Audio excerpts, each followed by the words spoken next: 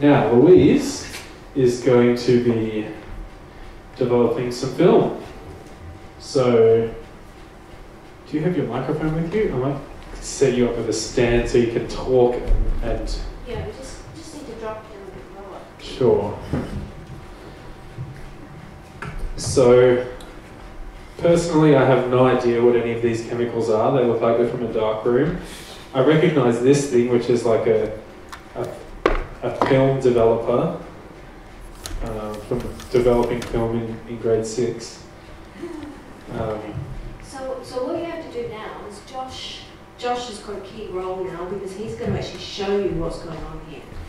Of course. So you kind of watch. You can gather around if you want to, but you can have the joy of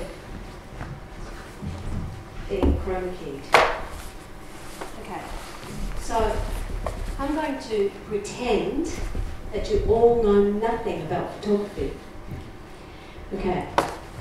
Now how do I adjust this? You pull the thing in and you pull it down the tip. That's better. Okay. Alright. So given that you know nothing about photography, the other thing, Charles, with Super 8, is that it is actually photochemical film. So I'm sure that you know that. But what that means is that it's got a base plastic layer, and on top of that, it's got layers of chemicals that create the photographic image. And the different processes have different ways that layers are constructed. The one that I first fell in love with was ectochrome, which is cyan, magenta, yellow. And it actually sits cyan, magenta, yellow on the film. And the beautiful thing about that is the image is kind of etched into the layers of the colour, which is, and you can get really excited about colour processes. Unfortunately, I haven't really thought about that for a long time. At one point, I did know all about how those different dye couplers worked and all the different ways that the colour was created. What I'm going to do here is I'm going to process some film. So these were rare about, where will I put it, Josh? Anywhere yes, that's good. Okay, there we go. So now, they were rare, but they're now, all of this analog media, it's like the LP in the book. You know, these things have just hit their moment and they are not going away. There's new stocks being released. There's whole new companies releasing this, what was obsolete a mere 5 years ago. So, really exciting. Okay, here we go. So, what's required for this is black. Darkness. So, black, dark, yeah. Now, so, is that light coming through going to get through any crack you've got in that bag? Or it'll be all right. do we need to turn the light off and put a light on? No, we'll be all right. This is kind of processing paint style. Look, if you get excited about hand processing, there are so many ways you can bastardize this process to still get an image. When I first started doing hand processing, I learned a very correct way to do it. I'm a super great group of people. Okay, this is a standard 35mm film tank. What I have done is taken out the reels that usually go in here to hold the 35mm. And what I do is I just stuff the film in. Now, we've got certain degrees of difficulty. Think of it a bit like Olympic swimming or the diving, for example. I don't have a thermometer. Now, for those of you who know anything about processing, it's quite good to have a thermometer because then you know you've got some control over the chemicals. So we're just going to kind of guess about the development time, but I'm not really guessing because my silver book... Louise, I've got a timer on the video recorder. Oh, Daddy, you didn't need a hurry up. No. I'm saying that I can time you. Oh, you can time me? Yes. Oh, she's saying no, I've got a timer. Oh, thermometer. I've got my egg timer. Oh, you've got an egg timer. Don't worry about that. Apologies. Sorry, I thought you were just giving me a hurry up. No, not at all. Which would be fair enough. No, not at all. Not at all. Because of course we think we're highly entertaining. You are? I'm having a great job. Well, live processing, hey?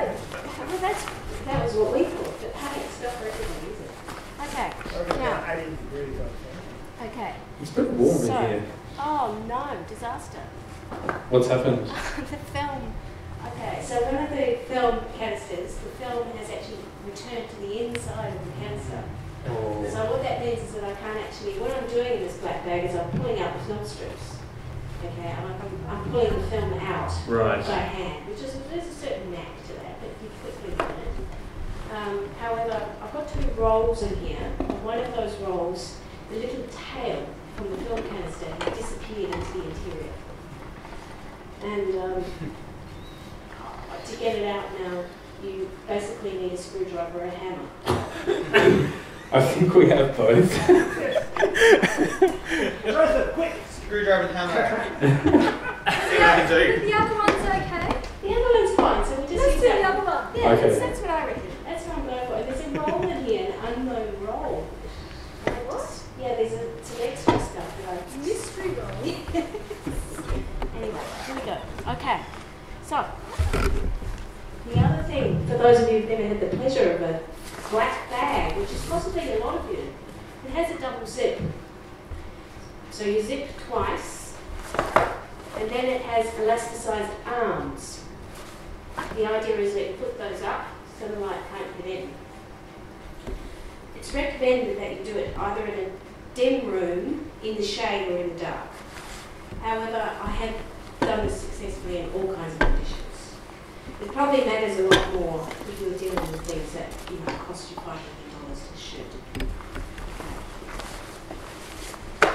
Alright, so what comes next? I recommend 2 pairs of gloves. Now I recommend these because the chemicals really stink and it's really hard to get the smell off your hands. So I'm not sure if I'll be able to double glove. It's kind of like double zipping. Let me know if I can be of any assistance. Careful. Okay. Yeah, we'll just go with this. We'll just do one double glove. Okay, so now processing is a combination of time, temperature, and chemistry. So what I have here is I have Brilliant!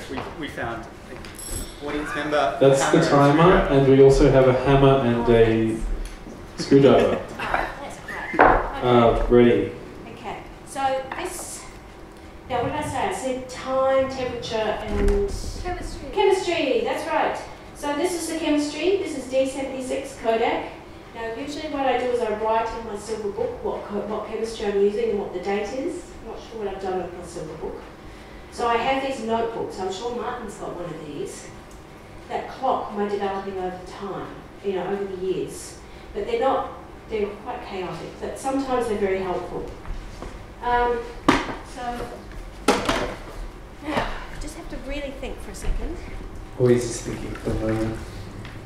Okay, we need these, because what we do is, so the D76, I mixed this on a 34-degree day last summer.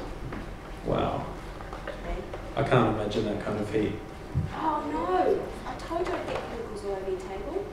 It's okay. This is my good green screen. This is my Sorry, B Debbie. grade.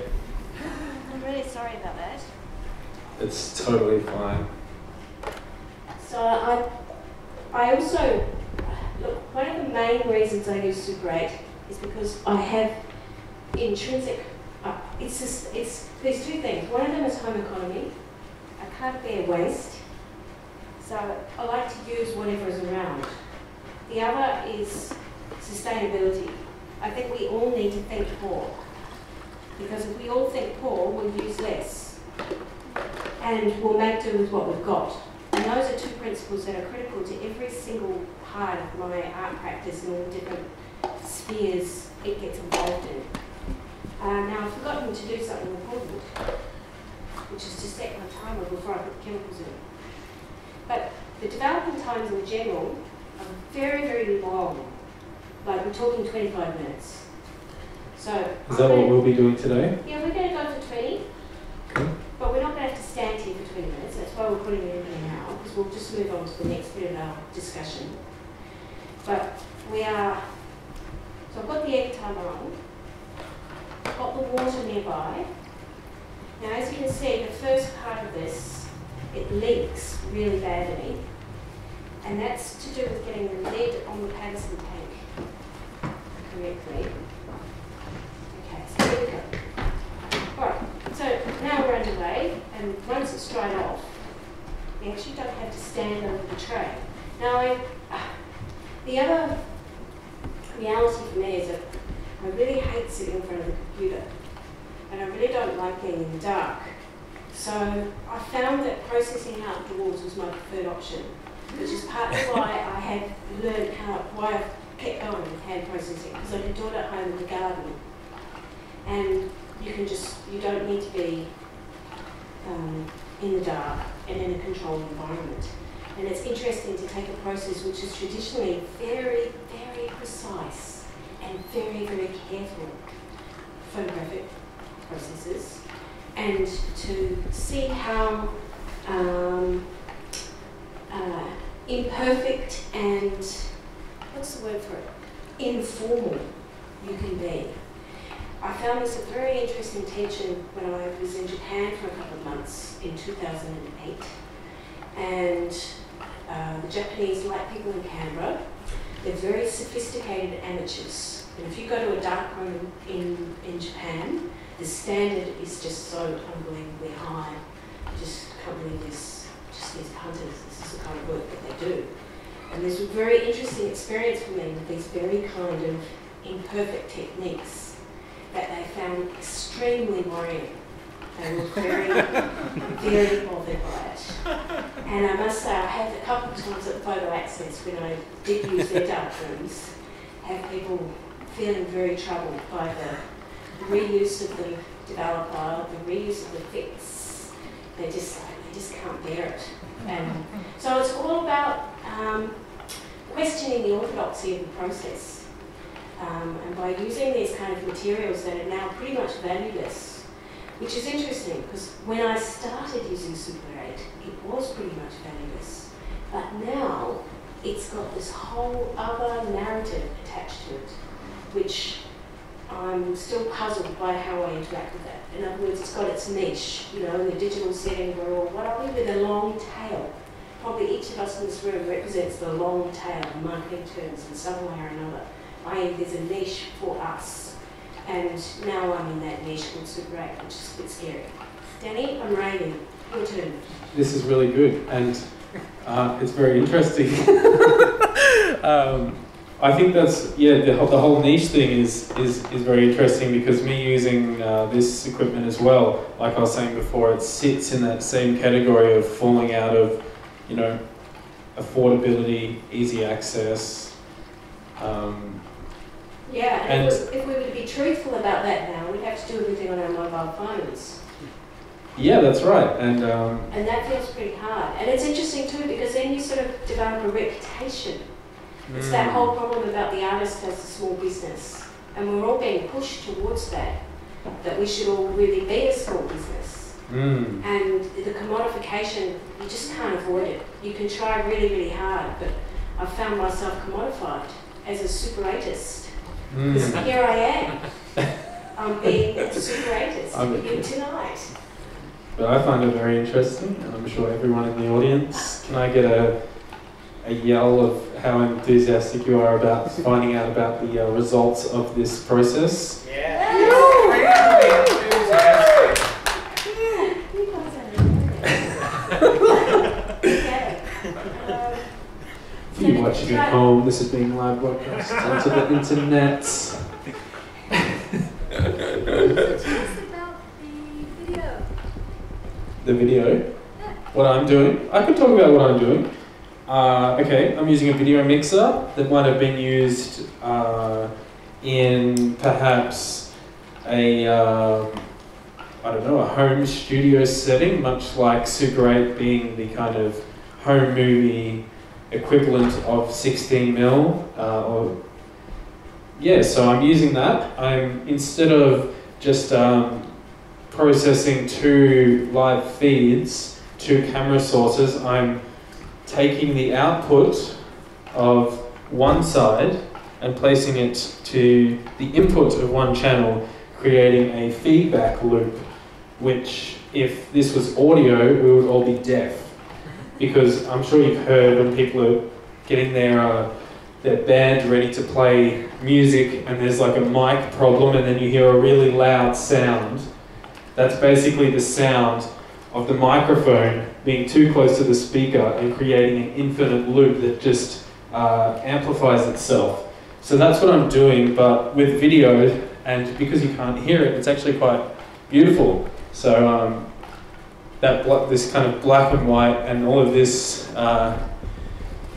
blue and green stuff is actually what feeding the output back into the input looks like, whilst also using basic and also quite cheesy video effects, like this kind of dodgy chroma key, which you can see. So that's what I'm using. I think it looks quite nice. And some more banana footage. yeah, that's fine.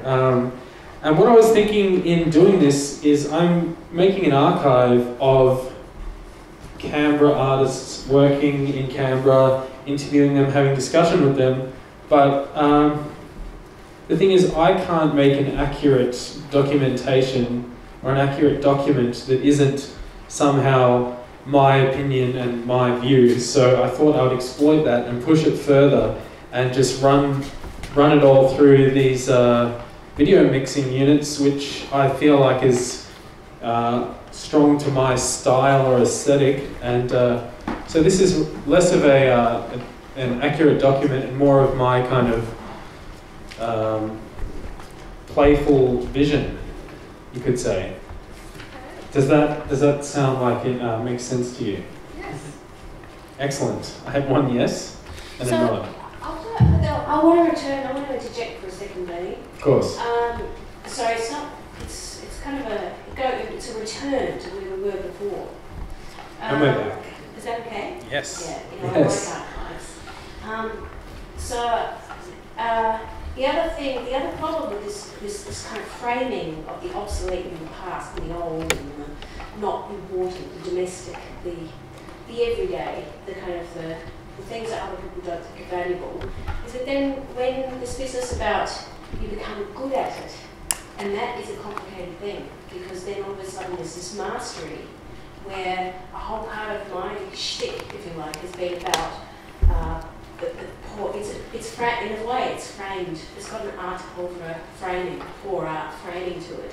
And when you become good at doing it, all of a sudden those arguments become really problematic to talk about it as being something that is amateur, domestic, unimportant, when obviously the labour to create these works is highly technical and skilled, and you have to start to, I started to feel my own, it becomes inauthentic in some way to claim that it doesn't have those properties. So that's an interesting tension that I still haven't philosophically resolved for myself.